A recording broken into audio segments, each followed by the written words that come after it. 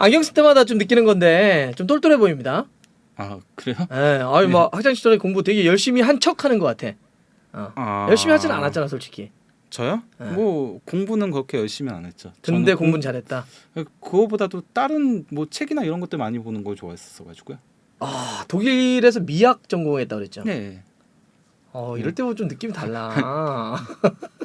자 그래서 오늘 미학 쪽으로다가 분석 하나 해주십시오. 미학적으로 다 분석이라. 나도 미학이 잘 뭔지 모르겠는데 예. 아니 스페인 라리가에 그래서 이제 이강인 선수가 있는데 네. 뭐 지금 이제 A매치 기간이기도 하지만 잘한다 이번 시즌. 그리고 뭐 달라졌다 이렇게 말을 많이 했잖아 우리가. 네. 평가를 참 많이 했어요. 네. 또 이렇게 실제로 보면 보여. 네. 그런데 구체적으로는 실제로 진짜 달라진 걸까?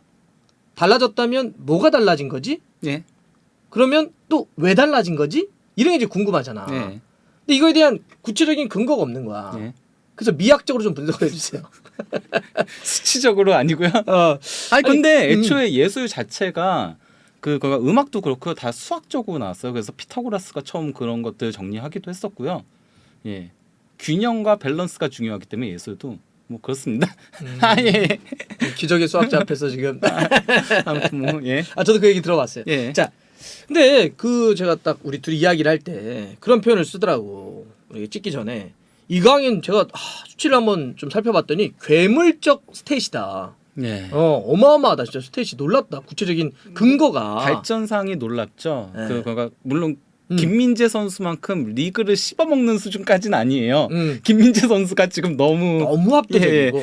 진짜 괴물이고요. 김민재 선수는 이강인 선수는 뭐 기존과 그 지난 시즌까지와 비교를 하면요. 거의 그렇지. 기록들이 다 2배씩 끼었거든요. 그러니까 이게 2배입니다. 2배. 바로 지난 시즌과 이강인의 지난 시즌, 이번 시즌 이강인을 놓고 보면 공격과 수비 할 것 없이 웬만한 모든 스탯이 2배로 뛰었어요. 네. 이건 사실 놀랍지. 그렇죠. 그러니까 김민재는 가자마자 스탯을 그냥 압살해서 대단한 거고. 네. 이거 원래 사람이 쉽게 변하지가 않잖아. 사람이 그렇게 순간적으로 튀지를 못한다고. 근데 이강인 선수가 놀라운 건 아까도 그랬지만 어떻게 이렇게 달라졌지? 네. 왜 달라졌지? 얼마나 달라진 거지? 그래서 스탯을 봤더니 거의 모든 스탯이 2배로 뛰었더라. 네. 그래서 저희가 오늘 구체적으로 그게 무엇인지, 또 이게 어떠한 플레이에 영향을 미쳤는지, 왜 바뀐 건지 저희가 한번 이야기를 한번 해보겠습니다. 예, 먼저 뭐 이게 그 이번 시즌 이강인 선수의 출전 경기들인데요. 네. 뭐 6경기 전 경기에 선발 출전해가지고 1골 3도움을 기록 중에 있죠. 지난 시즌은 나리가만 놓고 봤을 때는 딱 절반 선발, 절반 교체였습니다. 자기가 뛰었던 경기가. 예. 예. 근데 이제 빌바오하고의 개막전에서는 뭐 그렇게까지 완전히 뭐 좋은 활약을 펼친 건 아니었어요. 근데 2라운드 베티스전이 정말 예술이었죠. 맞아. 저는 그가 이 경기가 제가 여태까지 본 이강인 선수의 프로 무대에서의 가장 뛰어났던 경기였다라고 생각을 하거든요. 우리의 임팩트는 피파 20세 이하 월드컵에서 그렇죠. 예. MOM 먹을 때 네. 진짜 놀라웠지만 이 경기 끝나고 다 그랬잖아. 네. 이게 뭐지? 이강인 어떻게 된 거지? 막 너무 예. 잘하는데 막. 그냥 뭐 레알 마드리드 상대로 골도 넣고 뭐 이런 경기들이 있긴 했었지만요. 예전에. 예, 근데 경기 내용적인 측면에서는 베티스전 2라운드가 가장 좋았었거든요. 맞아요. 이때 일단 뭐 슈팅 4회였는데 그 중에 또 골대를 한번 맞췄잖아요. 미쳤어요. 예. 그리고 이제 기회 창출도 3회를 기록을 했었고요. 도움도 하나 올렸었고 드리블을 7회 시도해가지고 6회 성공시켰습니다. 그러니까 이건 뭐 사실 거의 다 했다는 거지. 드리블 6회 자체도 거의 한 경기 최다에 가깝거든요. 그냥 메시가 예전에 전성기 때 10회씩 기록한 그거는 천해천이고 그렇죠. 예, 그거 제외하면은 6회 자체가 뭐 그 한 선수가 한 경기에서 기록하는 최다에 가까운 건데 오케이. 성공률이 괴물인 거니까 더더욱 놀라운 거는. 맞아요. 예, 그랬었고요. 그리고 이제 이어진 그 라요 바이카노하고의 경기에서는 골을 넣으면서 이제 2경기 연속 공격 포인트를 기록을 했었고요. 네. 예. 그러면서 이제 그 3경기의 경기 내용만으로 이제 8월 이달의 선수의 이름을 올렸었고요. 예. 그리고 이제 이어진 지로나하고의 경기에서 또다시 이제 도움을 올리면서 3경기 연속 공격 포인트를 기록을 했고요. 그리고 또 이제 그 지로나전이 이강인 선수가 프로 그 1군 데뷔한 이래로 라리가 100경기를 채운 경기였습니다. 맞아요. 공식 한참 대회. 얘기를 했죠. 예. 그러니까 경험도 이제 막 쌓아지는 거야 이제. 예. 그 이제 레알 마드리드하고의 경기에서 비록 팀은 뭐 1대4 대패를 당하긴 했지만요. 네. 그래도 이강인 선수가 무리키의 선제골을 어시스트하면서 약간 좀 레알 마드리드 위협하기도 했죠. 맞아. 처음에 들어오고 막 깜짝 놀랐어. 아니 예. 지난번 시즌에는 막 골 넣더니 아니 레알전에 왜 이렇게 강해 막 이런 느낌들이 이제 생겼던 거죠. 네, 그러면서 이제 4경기 연속 공격 포인트 기록을 했거든요. 이게 그러니까 벌써 이번 시즌 6라운드밖에 진행되지 않았는데도 1골 3도움을 올리고 있어요. 야. 이게 개인 통산으로 따져도 단일 시즌 최다 공격 포인트 타이에 해당해요. 그러니까 2020-21 시즌에 발렌시아 소속으로 4도움 올린 거와 함께. 그러니까 공격 포인트 4개가 한 시즌 최다였는데 이번 시즌은 6경기밖에 뛰지 않았는데 벌써 4개. 그렇죠. 하나의 골과 3개의 어시스트. 네. 그 3개 어시스트는 무려 라리가 어시스트 랭킹 공동 1위기도 하죠. 그렇죠. 예, 일단 뭐 그 이강인 선수의 이제 세부 스탯들 조금 살펴보겠는데요. 좀 더 구체적으로. 네, 이제 경기당 슈팅 숫자가 2.2회인데요. 이게 그 무리키와 함께 그 무리키에 이어서 2위인데 무리키가 2.3회잖아요. 둘이 0.1회밖에 차이가 안 나요. 그리고 나머지 선수도 보세요. 0.8회, 0.8회, 0.3회. 그러니까 딱 둘이 그러니까 무리키 전방에 놓고 이강인 아래 프리롤 놓은 다음에 그러니까 진짜 둘만 슈팅 엄청 때리는데 최전방에 있는 장신 스트라이커 무리키와 거의 같은 수로 지금 이강인도 슈팅을 만들어내고 있다. 그냥 둘한테 몰빵하는 축구하고 있는 거예요. 공격은 마요르카 자체가 몰빵 축구. 예. 근데 그걸 또 이강인이 해내고 있는 거고. 예, 그러면서 뭐 한 골 넣으면서 이제 팀 내 득점 공동 2위에 올라 있는 거죠. 네. 무리키가 이제 3골로 1위고요. 오케이. 예. 그리고 이제 찬스 메이킹 자체도 경기당 2회로 팀 내 1위인데요. 이게 그러니까 뭐 독보적인 일이죠. 그러니까 경기당이니까 이게 예. 평균이니까. 그렇죠. 전체 뭐 하나 차이면 뭐 그럴 수도 있겠다고 하는데 경기당 저 정도 차이면은 거의 그냥 이강인 선수가 혼자 다 만들고 있다는 거죠. 2위인 그르니에가 하나잖아요. 그렇죠. 경기당. 예. 그러니까 그러면 딱 2배 차이인 거잖아요. 정확하게. 그렇죠. 예, 그 독보적으로 많은 찬스 메이킹을 만들어내고 있는 건데요. 이걸 이제 라리가로 놓고 보더라도요. 전체로 확장하자. 예, 공동 9위예요. 아니 스페인 라리가에도 정말 날고 기는 선수들이 몇 명이나 있는데. 그러니까요. 여기서 전체 저 정도 순위에 9위에 올라 있다는 게 놀랍네요, 진짜. 1위가 덴벨레, 우스만 덴벨레. 이번 시즌 잘하고 각성한 있는. 예, 예. 아버지 돼 가지고 바뀐 예. 분유버프. 그 위에 있는 친구들도 뭐 예. 패들이 있고 벤제마 있고. 그리고 카날레스도 뭐 그 베티스 에이스잖아요. 그러니까요. 예. 와. 스페인 대표팀에도 이름을 올리는 선수. 예, 어. 뭐 그렇다라고 할 수 있는 거죠. 그리고 또 놀라운 게요. 이게 그러니까 찬스 메이킹 그래프인 거거든요. 총 12개의 찬스 메이킹을 기록을 하고 있는 건데요. 그 중에 3개만 제외하고는 전부 다 페널티 박스 안에서 찬스 메이킹을 기록한 거예요. 그러니까 진짜 찬스지. 질이 높은 거죠. 그렇지. 이 퀄리티 자체가 상당히 예. 높은 거지. 거기다 저기 6야드 안에서의 찬스 메이킹을 준 것도 2개나 되잖아요. 아 진짜 바로 저건 앞에서. 빅찬스인 거잖아요. 그러니까 우리가 이야기하는 골 에어리어입니다. 저기는 예. 페널티 에어리어가 아니라 골대 바로 앞에 있는 조그만 거. 예. 거기서도 빅찬스를 저렇게 만들어줬다. 예.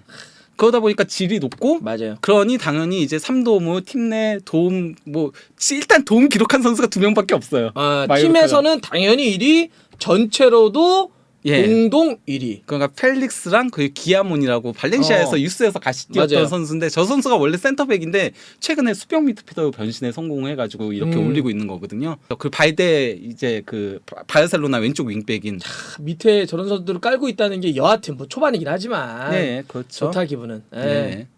그리고 이게 그 패스 성공률인데요. 팀 내 패스 성공률이 80.4%인데요. 중요한 건 뭐냐면요. 위에 있는 선수들이 다 수비수예요. 수비수는 예. 옆으로 주고 그러니까요. 짧게 주고 이런 거잖아 사실. 네, 수비수와 미드필더고 공격수인데 80.4%면은 높죠. 예, 상당히 높은 편에 해당을 하는 거거든요. 그러니까 정교하기까지 하고 있다는 거죠. 예. 네.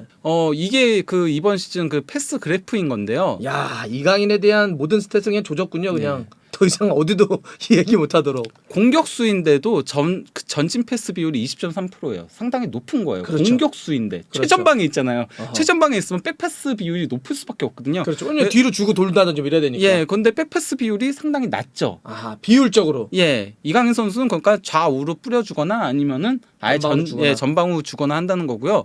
또 놀라운 게요. 이게 그러니까 그 마요르카 진영에서의 패스 성공률이 80.4% 그렇게 높진 않은데요. 근데 이제 상대 진영에서의 패스 성공률이 80.4% 똑같네? 똑같아요.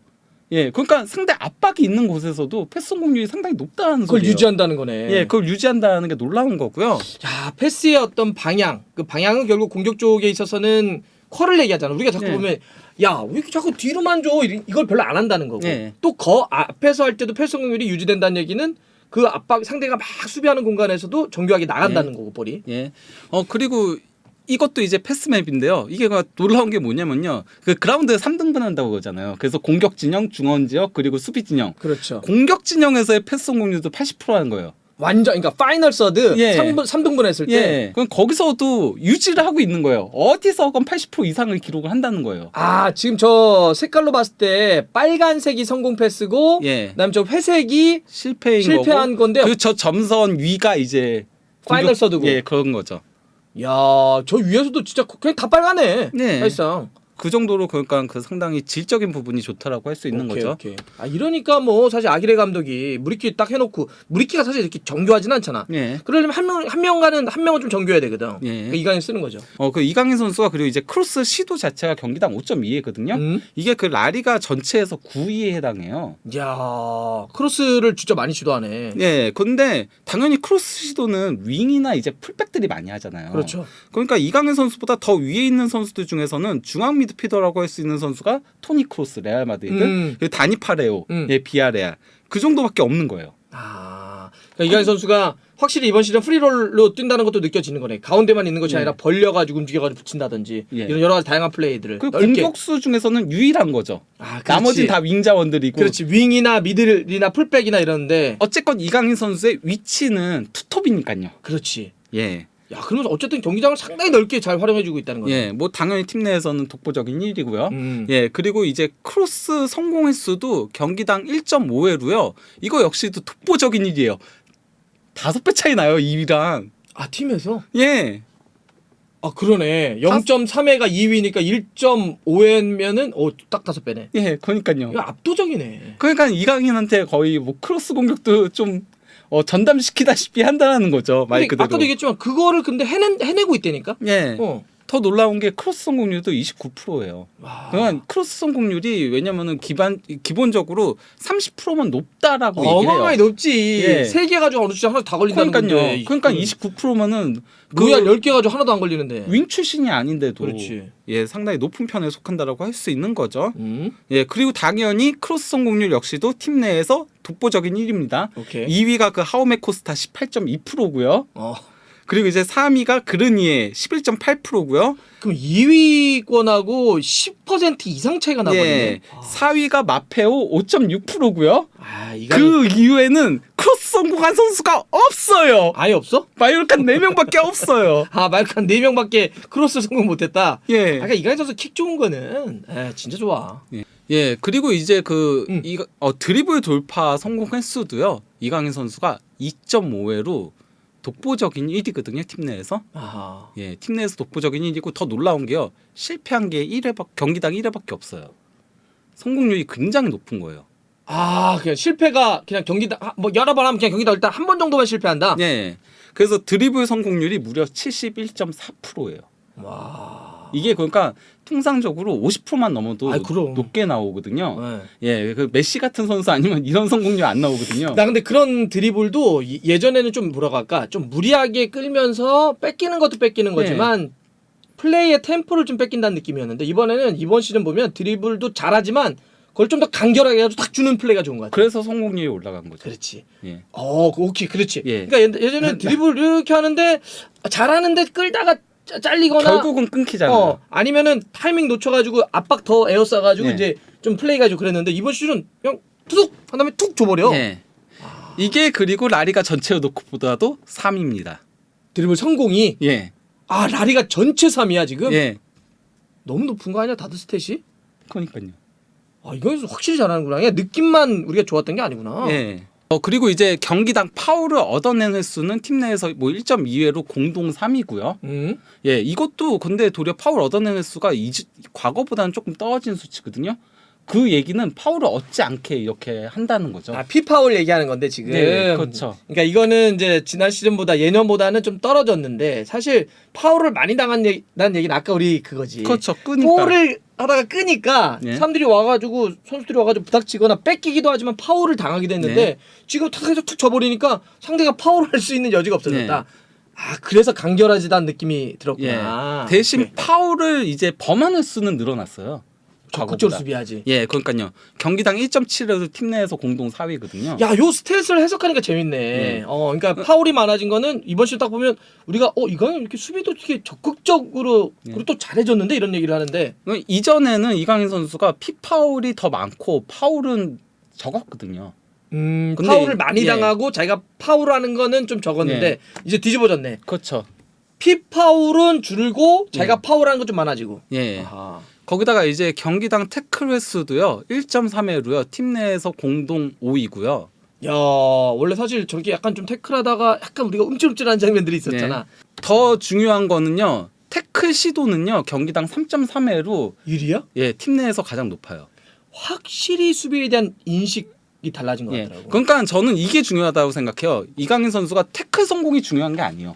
톱에서 뛰니까요. 그렇지. 태클을 얼마나 많이 시도하면 상대한테 어쨌건 방해하느냐. 그렇지. 그게 중요한 거거든요. 전방 공격수들은 물론 뭐 전방 압박에서 뺏기도 해야 되지만은 상대가 빌드업하는 경로를 바꾼다든지 네. 불편하게 만들어가지고 볼이 쉽게 못 나오게 해줘야 되거든. 네. 적극적으로 해줘야 돼. 그러니까 요즘 공격수들한테 감독들이 야 너 수비도 해야 돼. 네. 벤투 감독도 처음에 예전에 이강인 선수 이랬던 건 뭐 공격 잘하는 것 같은데 수비력이 네. 좀 부족 이런 얘기도 있었는데 네. 그런 것들을 자기가 바꿔내니까 네. 벤투 감독들이 뽑는 거 아니야 이번에. 네. 예. 그러니까 태클 성공률은 떨어지지만은 태클을 굉장히 많이 시도한다. 팀 그렇지. 내에서 가장 많이. 아이, 내가 봤을 때 생각이 달라졌어. 예. 몸도 달라지고. 그리고요. 이제 이게 뭐 수비 관련된 지표들인 건데요. 저기 보면 이제 볼 경합 횟수가 75회고요. 그리고 성공 횟수는 이제 31회인 거거든요. 이걸 이제 경기당으로 따지면요. 12.5회인데요. 볼 경합 시도는요. 시도 자체는 라리가 전체 12위고요. 아니 뭐 수비수야? 아니 뭐 경합이나 수비 스탯도 상당하네 라리가에서. 팀 내에서도 1위입니다. 무리키와 함께 둘만 이제 10회 이상을 기록했어요. 앞에서 엄청나게 싸울 줄 아는 거예요. 그러니까 모든 스탯을 쭉 지금 훑어보니까 하나의 괴가 있네. 네. 예, 그러니까 플레이의 어떤 간결함, 그다음에 수비에 대한 인식, 몸이 피지컬적으로 약간 느낌이 좋아지면서 확 부닥친다든지 수비에 대한 그러니까 공격도 더 살아나고 예. 템포 빨라지고. 그 이제 볼 경합 그 성공 횟수는 경기당 5.2회. 그래서 이제 성공률은 41%대로 그렇게 높은 건 아닌데요. 뭐 이게 높은 게 중요한 건 아닌 거고요. 그렇지. 공격수니까. 그렇지. 그리고 뭐 시도 자체가 독보적으로 많다 보니까 성공 횟수도 팀 내 1위입니다. 오케이. 예. 좋습니다. 당연히 이제 그 팀 내에서 이건 후스코어드 평점인데요. 7.45점으로 독보적인 1위죠. 이것도 압도적이네. 그렇죠. 예, 무리키와 함께 둘이서 그러니까 축구 공격 다 한다 이런 얘기가 나올 수밖에 없는 그러니까요. 거거든요. 예. 예, 둘이 이제 1, 2위를 차지하고 있고요. 라리가 전체로 놓고 보더라도 7위예요. 라리가 전체 평점 7위야? 예. 물론 뭐 이거는 이제 하나의 어떤 사이트 후스코어드긴 하지만 그렇죠. 그 앞에 있는 선수들을 보자. 레반도프스키, 다 후드리구, 다 레알 벤제마, 마드리드 비니시우스, 덴벨레, 추아메니 다 레알 마드리드 바르셀로나밖에 없어요. 위가. 둘 빼면은 예, 유일한 팀 빼면 비엘 클라시코 1위. 밑에가 발베르데야. 예. 요즘 막 미친. 그러니까요. 비엘 클라시코 1위. 비 엘클라시코. 예. 엘클라시코 아닌 팀 중에는 1위. 예. 대박. 그리고 이거는 이제 제가 조금 비교를 하려는 게요. 이강인 선수의 이제 발전상을 확인하려고 하는 그러니까 거거든요. 뭐 예년과 비했을 때 어땠다 네. 그렇게 얘기를 하길래. 공격 관련된 지표들인 거거든요. 슈팅 보시면 2배가 뛰었죠. 과거와 비교했을 때. 팅. 2.2회로 예. 그러네. 이전과 비교하면 완전 그지 2배 이상 뛴 저 예. 시즌도 있네. 찬스 메이킹도 2배 이상 뛰었죠. 그러네. 키패스. 어허. 예. 드리블도 2배 이상 뛰었죠. 그러네. 예. 근데 이제 파울 획득 자체는 그렇게 느리지 않았다라고 얘기했잖아요. 왜냐면 그렇지. 출전 시간이 늘어났잖아요. 이강인 선수가. 그렇지. 예, 그것까지 고려하면 도리어 적어진 그렇지. 거예요. 오케이. 예. 그러네. 지금 왜 그래서 얘기했구나. 웬만한 스탯이 다 지금 예. 2배 정도 뛰었다는 얘기가. 예, 그리고 이제 소유권 이루네스는 도리어 1회로 줄었어요. 어. 이전 두 시즌보다. 그런데 덜 뺏긴다. 출전 시간이 줄어들었잖아요. 그렇지. 그거 고려하면은 이건 도리어 좋은 거예요. 오케이. 예. 이건 이제 공격 스탯이었고. 예, 이번엔 이제 패스 관련된 스탯인데요. 패스도 뭐 늘었죠. 23.8회로. 그러네. 예, 경기당 평균 다 패스. 늘었네. 다 늘었네. 근데 그것도 공격수예요. 그전엔 그렇지. 미드필더로 뛰었잖아요. 그렇지. 아니면 뭐 윙 같은 데 뛰고 막. 예. 그러니까 공격수인데 패스 숫자가 늘어났다는 거는 굉장히 많이 늘어난 거나 마찬가지고요. 볼터치. 예, 패스 성공률 뭐 지난 시즌보다도 늘었고 그치. 거기다 공격으로 뛰고 있는데 그렇지. 예, 유지를 하고 있다고 볼 수 있는 거고 크로스 3배 이상 늘었죠. 몇 배야? 그러니까. 어마어마하네. 예. 3배 막 다른 뭐 발렌시아 시절만 놓고 보면 훨씬 더 뛰고. 예. 예. 다 전체적으로- 늘었네. 예, 그러니까요. 다 늘었다라는 오케이. 게 보이죠. 아, 수비도 궁금한데. 그러니까요. 수비. 태클 2배 이상 늘었죠. 아, 이거네. 우리가 달라졌다라고 하는 게. 그리고 파워도 늘었죠. 그 가로채기 제외하고는 다 늘었어요. 지금 보니까 지난 시즌만 놓고 볼게요. 0.4회의 태클이었는데 1.3이니까 3배. 예. 이상. 아, 그 가로채기 빼고는 다 는 거예요. 다 늘었네. 수비 스탯도 다 늘었네. 그러니까 이강인 선수가 확실하게 그 뭐랄까 수비에서의 성공률이 높진 않아요. 수비에서의 성공률은 높진 않거든요. 그러다 보니까 갑자기 달라지네. 예. 그러니까 이상하지. 그래서 가로채기가 늘진 않는 건데요. 근데 이제 수비에 시도하는 그 횟수 자체가 비약적으로 늘었다는 거죠. 진짜 비약적으로. 예, 늘었네. 그러니까 저런 것들이 올라가게 되는 거죠. 아하. 그러면서 슈팅 차단도 어쨌건 간에 0.2씩 기록을 하고 있는 거잖아요. 오케이. 자, 그러면 이제 우리가 이런 스탯을 쭉 봤어요. 네. 와, 그래서 와, 이게 진짜 이렇게 많이 달라졌어? 이 정도야? 막 이런 느낌이 좀 네. 드는데. 그러면 무엇이 이렇게 이강인을 달라지게 했는지 그 이유라고 할까요? 예. 요것도 좀 한번 정리해 주시죠. 저는 일단 뭐 개인 기량 자체가 올라간 것도 있다라고 생각을 합니다. 개인 뭐, 기량 자체가. 예, 그러니까 이런 모든 스탯들이 다 한꺼번에 올라가는 거죠. 이강인 선수가 2001년생이에요. 예. 여전히 만으로 하면 21살입니다. 그렇죠. 발전할 시기죠. 그러니까 사실 뭐 나이가 어느 정도 차면 진짜 바뀌기가 어려운데 그래도 여지가 있고 내가 봐서는 되게 생각을 많이 한 것 같아요. 예. 자기 스스로가 예. 이렇게 수비에 대한 인식이 강해졌잖아. 내가 예. 수비하지 않으면 살지 못하겠다는 생각 같은 거. 예. 플레이를 간결하게 하지 않으면 안 되겠다. 예. 인식을 하니까 뭐 그에 대한 디테일의 성공률은 조금 떨어질지 몰라도 굉장히 많이 부닥쳐 버리더라고. 예. 그러면서 개인 기량이 늘어난 것 같다. 예. 오케이. 그리고 그런 것들 또 이제 뒷받침하는 게 뭐냐면요. 알메리아전에 이제 이강인 선수가 활동량이 10.8km로 양팀 출전 선수들 중에서 두 번째로 높았거든요. 이게 근데 왜 10.8km면 그렇게 높아 보이지 않는데 왜 두 번째로 높은 줄 알아요? 낮 경기잖아요. 스페인에서의 낮 경기잖아요. 그치 쉽지 않지. 예. 아. 그런데 그런 거니까 당연히 양팀 도합해가지고 2위인 거고요. 그리고 순간 양팀이 이유를 했다는 자체가 뭐 그러니까요. 일단 대단한 거지. 그걸로 거기까 비교를 해야 되는 거죠. 요새 이강인 선수 뛰는 거 봐. 예. 와, 그리고 어마어마하게 뛰잖아. 순간 최고 속도가 32km/h가 나왔거든요. 이강인 선수가 원래 기본적으로 30km/h 정도 나왔어요. 2km/h. 우리가 왜냐면 이강인 선수가 느리다 예를 들면 예. 이런 얘기를 많이 하잖아. 실제 느렸어요. 그렇죠. 수치상으로 지난 시즌까지. 알았어. 너무 아니요. 단호하게. 근데 이번 시즌에 2km 뒤에 자르면 30km가 나왔는데 시속이 예. 이번에 아까 경기에서 얼마야? 32km. 저는 그러니까 나 그거라고 100m. 그거라고 생각해요. 이강인 선수가 갑자기 그렇게 된 게 그동안은 벌크업을 하면서 벌크업 할 때는 이제 막 하는 동안에는 근육도 뭉치고 막 이러면서 속도가 잘 안 나는데 이게 이제 정착되면은 그러면 힘이 붙거든요. 그러면서 순간 속도가 빠르게 나오게 되거든요. 정착하면은. 그러니까 또 그런 게 있어요. 이게 우리가 100m 달리기를 갑자기 무슨 뭐 1초, 2초 줄이 단축하는 그렇죠, 건 예. 거의 불가능해요. 그렇죠, 웬만큼 나이 들어서는. 그렇죠, 예. 나이 들어서는. 짧은 구간. 근데 짧은 건 탁탁 치는 예. 건 좀 달라요. 그렇죠. 3분간 순속을 내는 건 좀 다를 수 있어. 그렇죠. 오케이. 그러니까 진짜 당연히 고생 많이 했네.